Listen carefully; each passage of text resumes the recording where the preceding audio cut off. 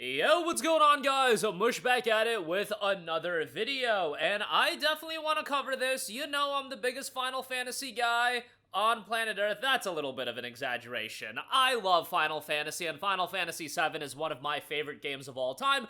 I put it on the pantheon of the greatest games of all time. I put it up there with the Red Dead Redemption 2s, the Resident Evil 4s of the world. Final Fantasy VII is an absolutely magnificent game, and I want to cover the update and the re-release of Final Fantasy VII that will be happening, and why you might want to pick up Final Fantasy VII on Steam as soon as possible, and I'll go over that. And since we're on the topic of Final Fantasy, exciting stuff surrounding the franchise doesn't stop as Final Fantasy titles are hitting GOG. 4 new Final Fantasy games available on GOG, some of the classics, so we'll talk that at the end of this video, but primarily want to talk about Final Fantasy VII and its re-release. An update regarding the re-release of Final Fantasy VII 2013 edition on Steam. A new version is coming.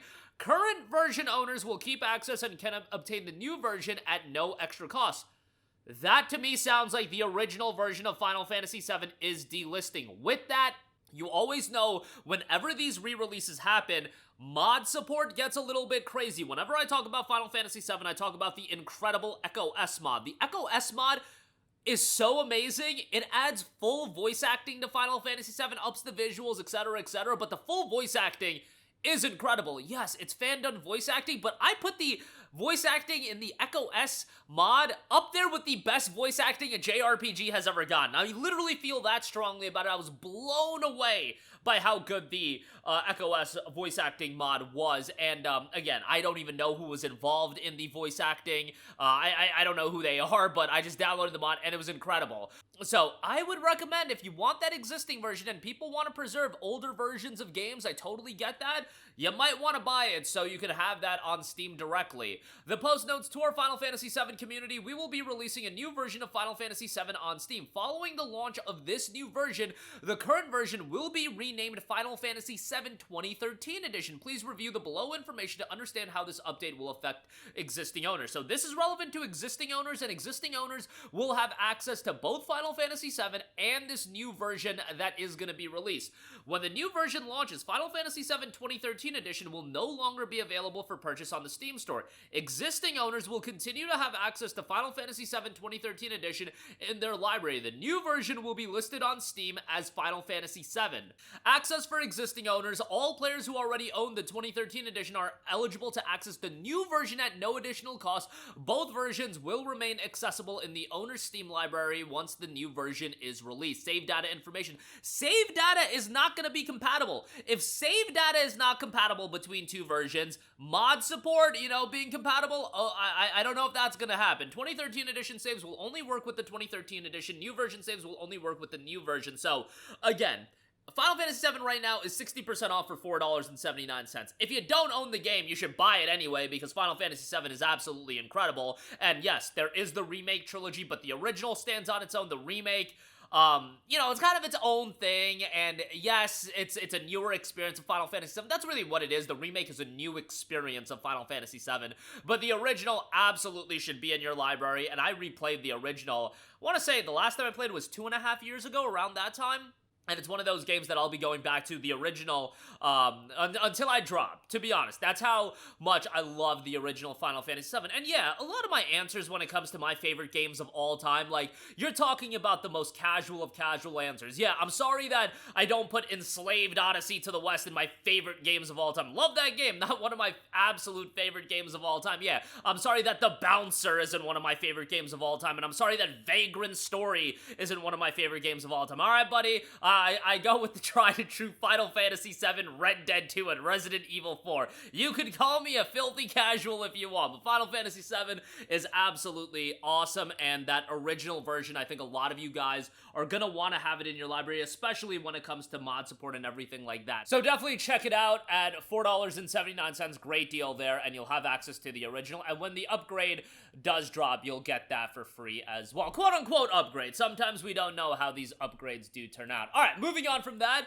Speaking of game preservation, GOG will be preserving 4 legacy Final Fantasy titles. Few video game series have shaped the medium quite like Final Fantasy. For decades, it has defined storytelling in games, pushed the technical and artistic boundaries, and created worlds and characters that resonate beyond the screen. Today, we're proud to announce that 4 landmark entries in the franchise are coming at GOG. Final Fantasy VII is not coming. I would have to think that given they're adding these games, that new version of Final Fantasy VII will end up on GOG, but we'll see about that. Final Fantasy III, the 3D remake on that, Final Fantasy IV, the 3D remake, Final Fantasy VIII Remastered, and Final Fantasy IX all available on GOG.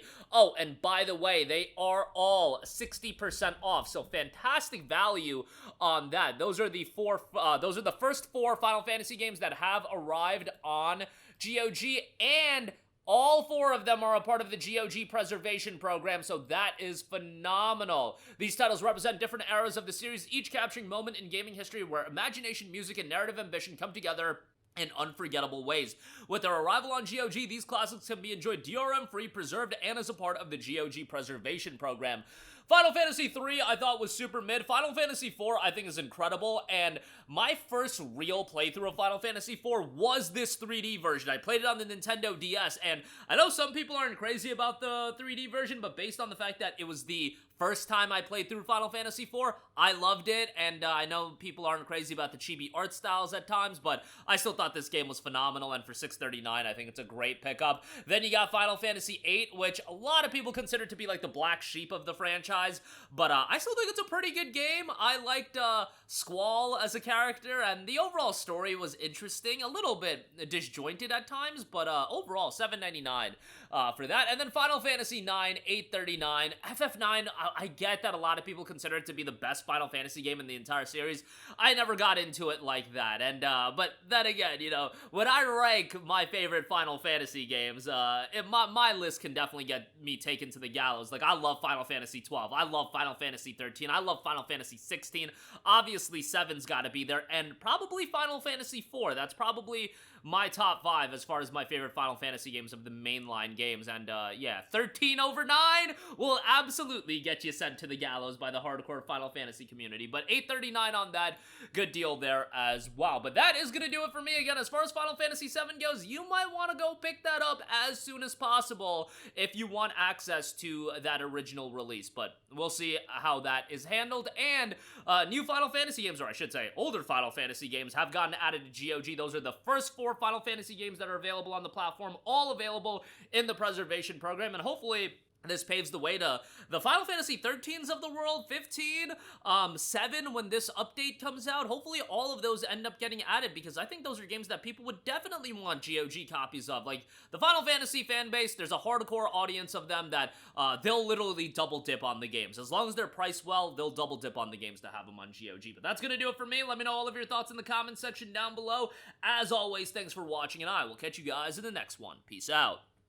Hey, what's going on, guys? Mush here again. Hope you enjoyed the video. As you guys might know, YouTube's notification system is sometimes a little bit wonky, even if you're subscribed to the channel. Maybe you're not abundantly aware that I uploaded a video. To remedy that situation, make sure you hit the bell notification button. This way, whenever I upload a new video, and I try to upload as consistently as possible, you will be notified directly of the upload, and you can watch it as soon as it goes live. I would really appreciate it if you guys hit that button so you can stay up to date with all of the content I'm posting. But as always, guys, thanks for watching, and I'll catch you guys in the next one. Peace out.